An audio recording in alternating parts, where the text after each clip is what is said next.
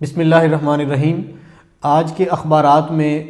بہت زیادہ خبریں یوم یکجہتی کشمیر جیسے جیسے منایا گیا پورے ملک میں بیرون ملک اس کی کوریج ہے۔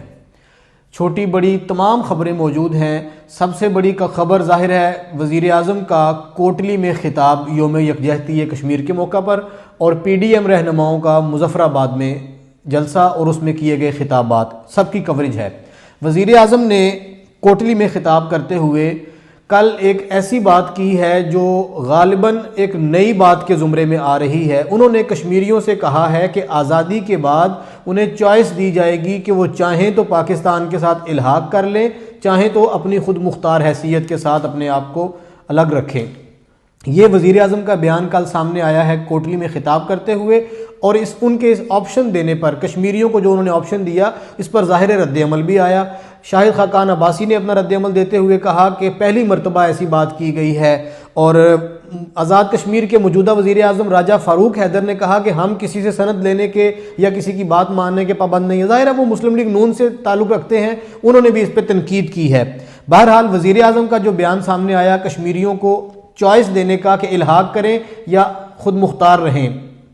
ساتھ ہی انہوں نے مودی کو بھی کہا کہ مذاکرات کی طرف دوبارہ سے آ جاؤ، جو تم نے کشمیر میں 5 اگست 2019 سے کرنا شروع کیا ہے اسے بند کر دو اور دوبارہ مذاکرات کی ٹیبل پہ آؤ۔ یہ عمران خان نے کل مودی کو ایڈریس کیا، اور ساتھ ہی انہوں نے اپوزیشن رہنماؤں کو بھی وہاں پر ایڈریس کیا ہے، جو کہ اگر ہم پی ڈی ایم کی بات کریں ان کی تقریریں نامناسب تھی، تو یہاں پر حکومت کی طرف سے بھی سیاسی بات شاید نہ ہوتی تو بہتر ہوتا۔ مظفر آباد میں پی ڈی ایم رہنماؤں نے خطاب کیا، مولانا فضل الرحمان نے، مریم نواز نے، بلاول نے، سب نے اپنی اپنی بڑھاس نکالی ہے اور وزیر اعظم کو ہٹ کیا۔ حکومتی جماعت پر انہوں نے کمنٹ کیا، ٹارگٹ کر کے بطور خاص عمران خان کے اقدامات کو انہوں نے تنقید کا نشانہ بنایا، اور تھوڑی سی بات وہاں پر کشمیریوں اور کشمیریوں سے یکجہتی کرنے کے حوالے سے بھی ہوئی۔ یہ تو یکجہتی کشمیر کے حوالے سے خبریں تھیں۔ ایک بڑی خبر آج کے اخبارات میں ڈیلی میل کیس جو شہباز شریف کے خلاف برطانیہ کے ایک اخبار میں چھپا تھا، اس میں انہوں نے کہا تھا جو کچھ اس اخبار میں چھپا ہے میری اس میں حد تک عزت ہوئی ہے، وہاں پر دعویٰ دائر کیا تھا، کیس چل رہا تھا۔ ابتدائی خبریں آج کے اخبارات میں یہ چھپی ہیں، تمام اخبارات نے خبر لگائی ہے کہ وہ فیصلہ شہباز شریف کے حق میں آ گیا ہے، اور مسلم لیگ نون اسے اپنی فتح قرار دے رہی ہے۔ مریم نواز نے ٹویٹ بھی کیا اور اپنے چاچو کی تعریف بھی کی، مسلم لیگ نون کا موقف بھی دوبارہ سے بیان کیا، اور جو یہ کیس بطور خاص ہے اس پر برطانوی عدالت نے شہباز شریف کو یہ ضرور ڈکلیئر کیا ہے کہ ان کی حد تک ہوئی ہے، لیکن وضاحت میں حکومتی ترجمان بھی یہ بات کر رہے ہیں، اور برطانیہ سے وکلاء کے بیانات بھی سامنے یہ آئے ہیں کہ یہ ابتدائی فیصلہ ہے، ابھی حتمی فیصلہ نہیں ہوا۔ بہرحال تھوڑی سی ریلیف کی گنجائش پیدا ہوئی، جو انہیں ٹھنڈی ہوا کا جھونکا محسوس ہوا مسلم لیگ نون کی قیادت کو کہ شہباز شریف کے حق میں یہ فیصلہ آیا ہے۔ اگلی خبر ہے جی احسن اقبال جو مسلم لیگ نون کے سیکرٹری جنرل ہیں، انہوں نے کشمیر پر جو کل سارا دن پورے ملک میں جو کچھ ہوا اور حکومت کی جو ایکٹیویٹی تھی، انہوں نے اس کو دیکھتے ہوئے عمران خان سے 12 سوالات کیے ہیں۔ 12 سوال اٹھائے ہیں عمران خان سے کہ انہوں نے اب تک کشمیر کے لیے کیا کیا ہے، جو موجودہ صورتحال ہے کشمیر کی، اس پر پرائم منسٹر نے پوری دنیا میں اپنے امبیسڈر اور بطور خاص اسپیشل نمائندے کتنے بھجوائے ہیں، اور جو سٹیٹس چینج ہوا ہے کشمیر کا اس پر وزیر اعظم کا کیا موقف ہے، وزیر اعظم نے مودی کی جیت کے حوالے سے ٹویٹ کیوں کیا تھا، اس طرح سے ملتے جلتے 12 سوال احسن اقبال نے سامنے لائے ہیں عمران خان سے۔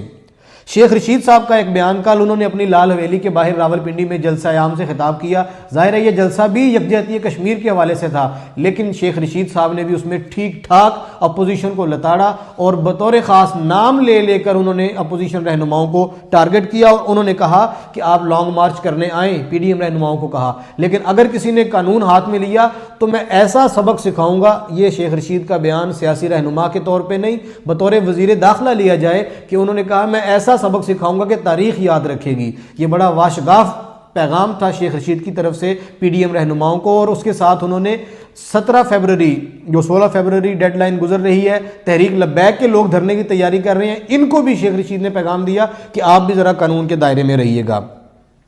یہ شیخ رشید کے حوالے سے خبر تھی۔ کل کوئٹہ میں بھی یکجہتی کشمیر ریلیاں نکالی گئیں۔ سبی میں کوئٹہ اور سبی میں ریلیوں پر حملہ ہوا، بم حملہ ہوا، اور ایک جگہ پہ بم دھماکہ ہوا جس میں 2 افراد ہلاک ہوئے ہیں اور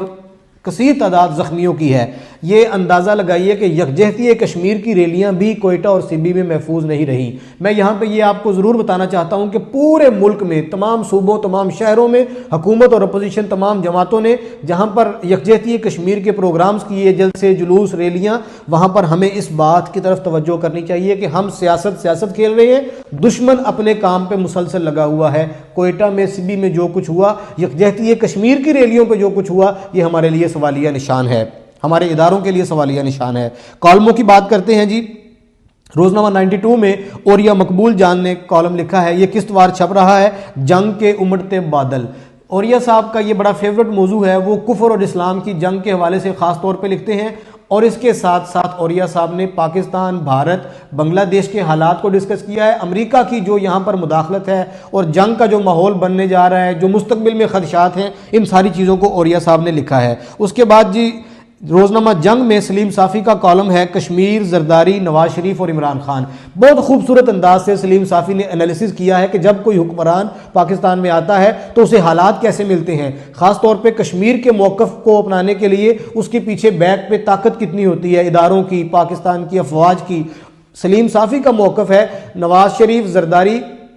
اور کسی بھی حکمران کی نسبت عمران خان زیادہ مضبوط ہیں، اس حوالے سے کہ انہیں بات کرنے میں آسانی ہے، ان کے ساتھ پاک فوج ایک پیج پر ہے۔ اب دیکھیں عمران خان یہ موقع کتنا زیادہ اویل کرتے ہیں۔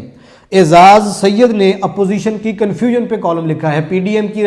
جو قیادت ہے وہ کتنی کنفیوز ہے، کس طرح کے فیصلے سامنے آ رہے ہیں، منتشر خیالات ہیں، ان ساری چیزوں کو اعزاز سید نے آج روزنامہ جنگ میں اپنے کالم میں لکھا ہے۔ روزنامہ دنیا میں کنور دلشاد صاحب نے کالم لکھا ہے، بلدیاتی انتخابات کی راہیں متعین ہو رہی ہیں۔ بلدیاتی انتخابات کی راہیں متعین ہونے کا مطلب یہ ہے جو بلدیاتی انتخابات کی تاریخ دی جا رہی ہے اس پہ خاص طور پہ کنور دلشاد نے لکھا ہے، اور اس کے ساتھ خورشید ندیم صاحب کا کالم ہے خان صاحب کے بعد۔ وہ کہہ رہے ہیں کہ عمران خان کے بعد کیا چوائس ہے، کہیں ہم مایوسی کی طرف تو نہیں چلے جائیں گے، مایوسی تو کفر ہے لیکن وہ اللہ سے مایوسی کفر ہے، حکمرانوں سے مایوس ہونے کے بعد اس کے کیا مضمرات ہوتے ہیں۔ اس پہ بڑا ڈیٹیل کالم لکھا ہے خورشید ندیم صاحب نے